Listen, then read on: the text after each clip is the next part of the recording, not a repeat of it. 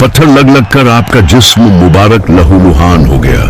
जब मक्का की तरफ वापसी का कठिन सफर शुरू हुआ तो दिल में उदासी और जिस्म पर जख्मों के निशान थे। सफर की थकावट और रात के अंधेरे ने हर चीज को अपनी लपेट में ले लिया था। आपने रास्ते में एक मकाम पर रात गुजारने का फैसला किया। ये मकाम वादी नखला कहलाता था।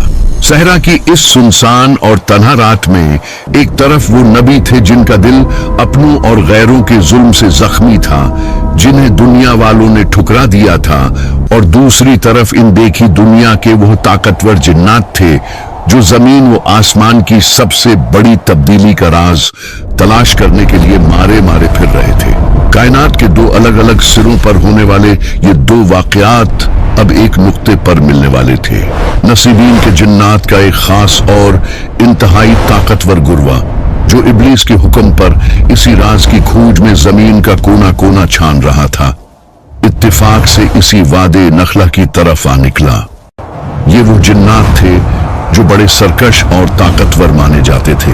इन्हें नहीं मालूम था कि वो जिस राज को पूरी दुनिया के समंदरों और पहाड़ों में ढूंढ रहे हैं, जिसने इनकी आसमानी परवाजों पर पाबंदी लगा दी है, वो राज इस अंधेरी रात में, इस खामोश वादी में इनका इंतजार कर रहा है। रात का पछला पहर था और वादी की पुरअसरार खामोशी अपने उरूज पर थी।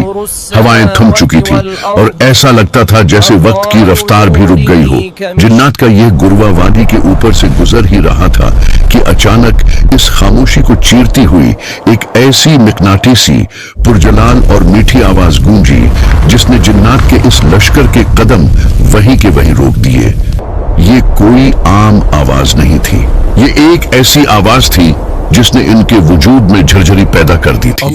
ये आवाज इस कदर मशहूर कुन, इस कदर ताकतवर और इस कदर पुरनूर थी कि जिन्नात के इस सरकश गुरवा ने इससे पहले ऐसी कोई चीज न कभी सुनी थी और न महसूस की थी। वो सब के सब एक हैबत और सिहर के आलम में खामोश हो गए। इन्हें महसूस हुआ कि यही वो ताकत है, यही वो कलाम है और यही वो राज है जिसने आसमानों के दरवाजे बंद कर दिए हैं और फरिश्तों के पहरे सख्त कर दिए हैं। वो सब इस आवाज के सिहर में खंचे चले आए। ये किसकी आवाज थी? ये क्या पढ़ा जा रहा था? और जब इन जिन्नात ने करीब जाकर इस मंजर को देखा तो इनकी आंखें फटी की फटी रह गई। वादे नखला के इस पुरअसरार और तारीक माहौल में जब कायनात सो रही थी, वो अजीम हस्ती अपने रब के हुजूर खड़ी थी।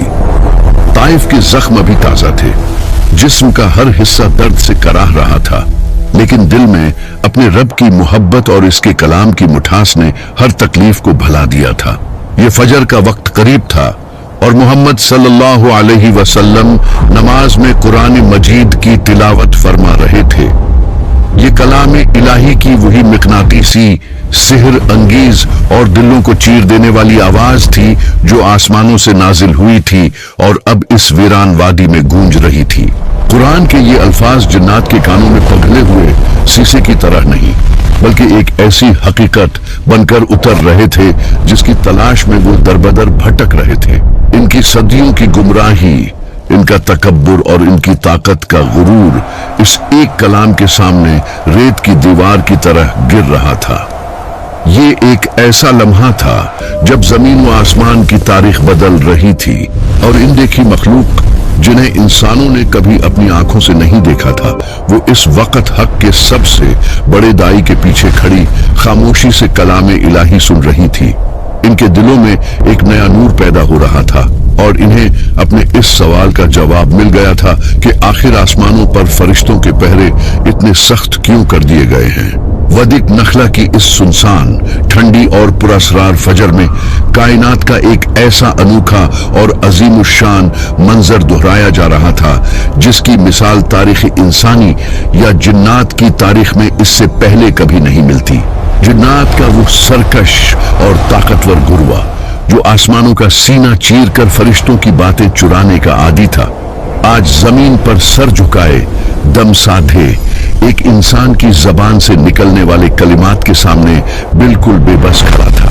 वो एक दूसरे को कहनी मारकर इशारों से कह रहे थे, खामोश हो जाओ, खामोश हो जाओ और गौर से सुनो।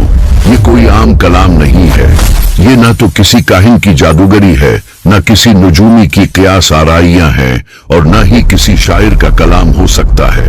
اس مقناطیسی آواز میں، ان پاکیزہ الفاظ میں ایک ایسی ہیبت، ایک ایسا جلال اور ایک ایسی شدید کشش تھی جو سیدھی ان کی روحوں کی گہرائیوں میں اتر رہی تھی۔ وہ جنات جو نصیبین کے علاقے سے آئے تھے، دراصل ان میں سے بہت سے حضرت موسیٰ علیہ السلام کی کتاب تورات کے بارے میں بہت گہرا علم رکھتے تھے۔ جیسے جیسے محمد صلی اللہ علیہ وسلم کے مبارک ہونٹوں سے قرآن مجید کی درد بھری اور پرنور آیات ادا ہو رہی تھی، ان جنات کے ذہنوں پر پڑا ہوا صدیوں کی جہالت اور سرکشی کا پردہ ہٹتا جا رہا تھا۔ وہ سمجھنے لگے کہ یہ الفاظ تو بالکل اسی روشنی، اسی حق اور اسی سچائی کی گواہی دے رہے ہیں جو حضرت موسیٰ علیہ السلام پر نازل ہوئی تھی۔